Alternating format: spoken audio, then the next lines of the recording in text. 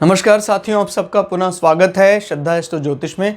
आज हम लोग कवर करने वाले हैं मिथुन लग्न के द्वितीय भाव में बृहस्पति क्या फल देते हैं। हम ये भी कह सकते हैं मिथुन लग्न में कर्क राशि का बृहस्पति किस प्रकार का फल देता है। इससे पहले हम लोग चैनल में सूर्य, चंद्रमा, मंगल और बुध की कंप्लीट वीडियो सीरीज अपलोड कर चुके हैं। कोई भी व्यक्ति भृगु सरल पद्धति को आधार बनाकर ज्योतिष को सीखना चाहता है, हमारे चैनल को सब्सक्राइब कर सकता है। हम जल्दी ही सूर्य से लेकर राहु केतु तक 9 के 9 ग्रहों का 12 अलग अलग लग्न की 12 अलग अलग राशियों में फल को अपलोड करने वाले हैं। इस अपलोडेशन को टाइमली पाने के लिए बेल आइकन दबाएं ताकि आपको सारा अपलोडेशन टाइमली मिल सके। मेरा नाम है सनत कुमार वाजपेयी। 15 सालों का अनुभव है मुझे साइंस एस्ट्रोलॉजी में। हमारे बारे में और अधिक जानकारी के लिए आप सिंपली गूगल करें, सनत वाजपेयी लिखें, आपको हमारे बारे में कंप्लीट इन्फॉर्मेशन, हमारी कॉन्टैक्ट डिटेल्स, मेरी एजुकेशन क्वालिफिकेशंस मिल जाएंगी। शुरुआत करते हैं। मिथुन लग्न, अगर यहाँ से गिनते हैं 1 2 द्वितीय भाव में फिलहाल कर्क राशि है, बृहस्पति यहाँ बैठे हुए हैं। तो कर्क राशि में बृहस्पति उच्च के होते हैं, बहुत अच्छा फल देते हैं, एक्साइटेड स्टेट में माने जाते हैं। पहले हम द्वितीय भाव को समझते हैं। द्वितीय भाव दोस्तों किसका होता है? द्वितीय भाव बात करता है हमारे ओवरऑल जीवन में किस प्रकार के एसेट्स हम इकट्ठा करेंगे। जिसका द्वितीय भाव मजबूत नहीं है उसको वस्तुओं को उपभोग करने का सुख नहीं मिलेगा। इनफैक्ट आपका जो परिवार को लोग ज़्यादा सुखी मान रहे हैं या ज़्यादा वस्तुओं का उपभोग करने वाला मानते, कहते हैं यार इसके जीवन में तो हमने देखा है सारी वस्तुओं का उपभोग। याद रखिएगा, सुखी एक अलग वे हो सकता है। अभी फिलहाल सुख को हम चतुर्थ भाव के साथ ज़्यादा जोड़ते हैं, लेकिन हमारे घर में कितनी वस्तुओं का संग्रह हमारे पास है, लग्जीरियस आइटम आप कलेक्ट कर पाएंगे कि नहीं कर पाएंगे, वो दूसरे भाव से देखा जाता है। याद रखिएगा, एक व्यक्ति का घर मान लीजिए चतुर्थ भाव बहुत स्ट्रांग है, लेकिन दूसरा भाव क्रैश हुआ पड़ा है, क्रैश यानी खत्म। तो मतलब क्या है, उसका भवन भव्य होगा, लेकिन भव्य में जाने के बाद आपको उसमें कई ऐसे दोष दिखाई देंगे। कहते यार तूने कंकाल तो अच्छा बना लिया है, लेकिन इसके अंदर कहीं भी मसल्स, मांसपेशियाँ, ब्लड सर्कुलेशन दिखाई नहीं देता। यानी जो शरीर के पूरे होने के लिए ज़रूरी हैं उस कंकाल में ब्लड सर्कुलेशन और मांस का, ये सब चीज़ें तो इसी से पूरी होंगी। खाली भवन निर्माण से भी कुछ नहीं होता है। और जहाँ तक बात जीवन में सुख की होती है, हम मान लेते हैं कि जीवन में आपको सुख मिल रहा है, लेकिन आप आजकल के जीवन में जो हम परिकल्पना करते हैं कि भाई उपभोग इसके जीवन में है कि नहीं है, ये वस्तुओं को एकत्र कर पाएगा कि नहीं कर पाएगा। कहता जी, मतलब मैं एक उदाहरण देकर समझा रहा हूँ कि आपके पास एक वॉशिंग मशीन आई जो अलग अलग, मैं ये नहीं कह रहा कि अच्छी बात है, मैं आपको एक उदाहरण देके बता रहा हूँ द्वितीय भाव किस प्रकार के एडवांटेज पैदा करता है। आपके पास एक वॉशिंग मशीन है जो बहुत मुश्किल से चलती है, कई बार उसमें काफ़ी समय आपका व्यर्थ हो जाता है। और अगर द्वितीय भाव मजबूत होता है तो आपके पास जो वॉशिंग मशीन होगी वो सबसे एडवांस होगी। आप उसका उपयोग करें ना करें वो एक अलग बात है, लेकिन आपका कलेक्शन इतना यूनिक होगा, आपके पास इतनी यूनिक वस्तुओं का कलेक्शन होगा। ऐसी वॉशिंग मशीन जो हो सकता है आपके पड़ोसियों के पास ही दुर्लभ हो, आपके शहर में भी इस प्रकार की रेयर चीज़ें होती है, वो आप रखते हैं। मैं स्पेशली इसलिए बात कर रहा हूँ क्योंकि अभी उच्च का बृहस्पति है, तो ये दूसरे भाव के कारक भी माने जाते हैं। और जब दूसरे भाव का कारकत्व बैठता है तो संग्रह में पूरी ना सिर्फ सात्विकता बरतता है और संग्रह को पूरी तरह ज्ञानवान और भव्य बनाने का भी प्रयास करता है। हमें भूलना नहीं है कि वो किस राशि में बैठकर उच्च का हो रहा है। कर्क का नेचर केयरिंग, हॉस्पिटैलिटी और नर्चरिंग, वो फीलिंग, महिलाओं वाला जो हास्य विनोद है वो भी आपके कुटुंब में दिखाई देता है। जब आप लोग मिलते हैं, इकट्ठे होते हैं, प्राय आपके कुटुंब में इस प्रकार का माहौल बना रहता है। जैसे मान लीजिए किसी का ना चौथा भाव खराब है, द्वितीय भाव बहुत अच्छा है, तो कहते हैं कि भाई उसका हाउस जो है उसकी बिल्डिंग आपको ऐसी नज़र आती है कि भाई यार ये आपका घर है। लेकिन जब आप उस घर में विराजमान होते हैं, आप जाते हैं उस घर में समय बिताते हैं, आपको लगता है यार अरबों करोड़ों रुपए के घर में वो माधुर्य, सुख, वो यूनिक कलेक्शन नहीं मिलेगा जैसे आपने कई बार देखा है। मैं मतलब इस दृष्टि को समझिए आप, मैं क्या समझाना चाह रहा हूँ। भाई एक अरबपति का मकान आपने देखा, लेकिन वो आपको वैसा कलेक्शन भी नहीं, कहता यार ये किस प्रकार का इसने सजाया है, समझ में नहीं आया।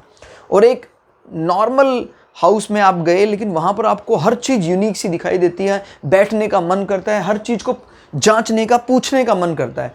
वो तभी संभव है जब आपका दूसरा हाउस मजबूत स्थिति में हो।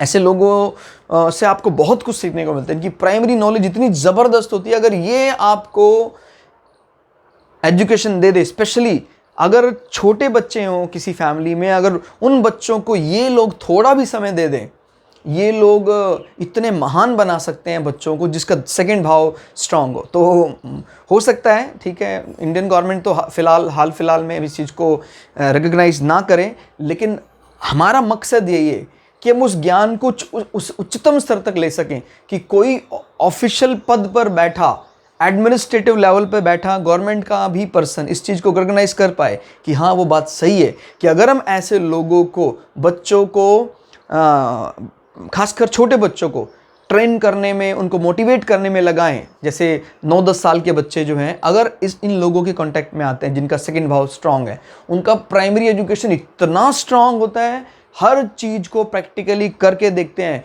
मिट्टी से लेकर मशीनरी तक हर चीज़ में वो अटैच होने का प्रयास करते हैं। दुख से कहना पड़ता है, भारत का एजुकेशन सिस्टम का कबाड़ा कर रखा है।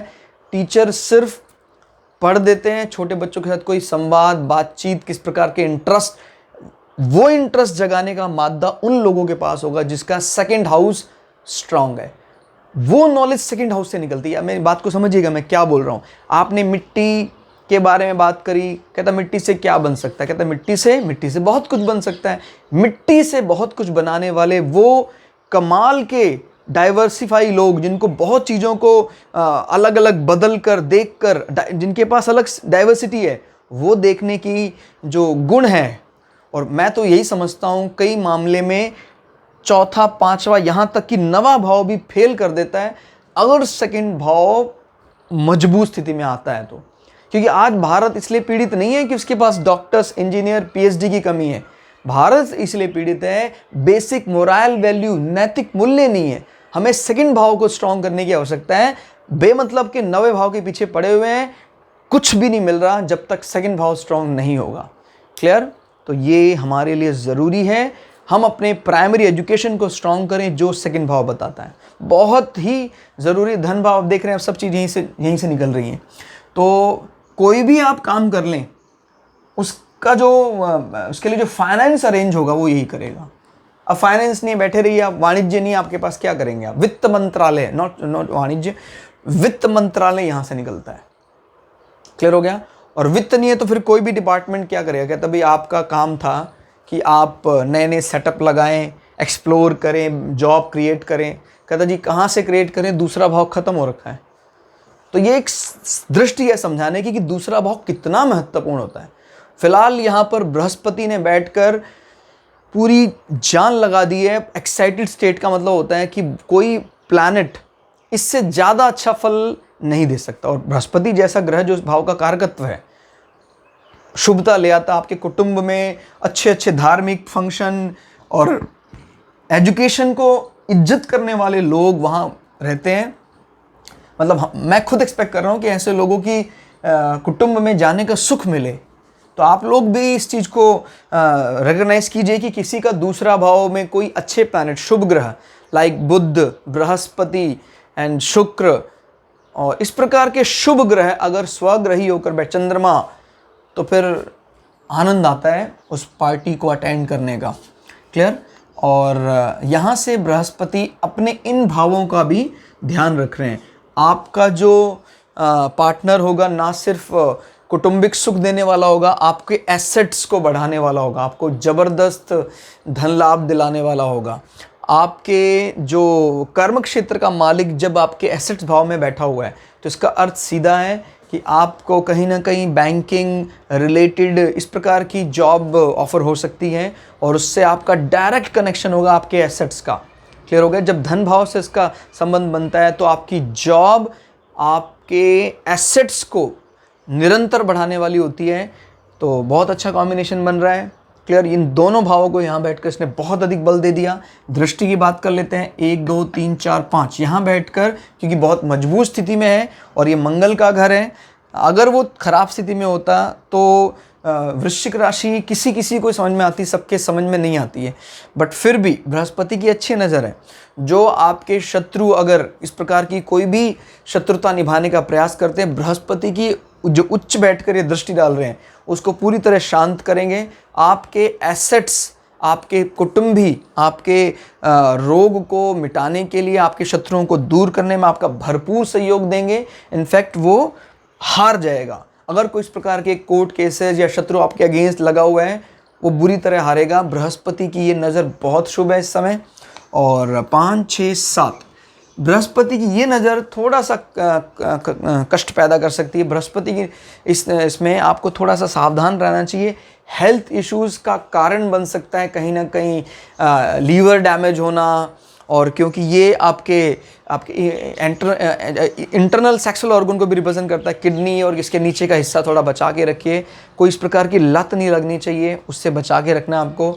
और ये जो राशि है ये आपके 10th भाव में बैठकर घुटनों संबंधी चीज़ों को भी रिप्रेजेंट करता है, तो उसको थोड़ा सा संभाल के चलना है। बृहस्पति क्योंकि फैट संबंधी विकार भी बताता है, वसा संबंधी विकार भी बताता है, तो वो बृहस्पति की दशा में आपको कोशिश करनी चाहिए कि निरंतर लीवर संबंधी टॉनिक या लीवर को ठीक रखने वाली चीज़ों का इस्तेमाल करें, ताकि इसमें दिक्कत ना आए, फैट इशू ना बने। और उसी अनावश्यक फैट के कारण स्पेशली आपके इंटरनल सेक्स ऑर्गन में, एक्सटर्नल सेक्स ऑर्गन में दिक्कत भी आ सकती है। क्लियर? बृहस्पति की नीच की दृष्टि है इसमें, ठीक है। आपके जो ससुराल पक्ष के साथ संबंध में थोड़ी सी तनातनी आ सकती है, हालांकि पार्टनर का भरपूर सहयोग रहेगा उसमें। क्लियर? माने आपके साथ सहयोग रहेगा, लेकिन ससुराल पक्ष पार्टनर के हो सकता है कोई फादर वगैरह के साथ किसी बात को लेकर आपकी अनबन बन जाए।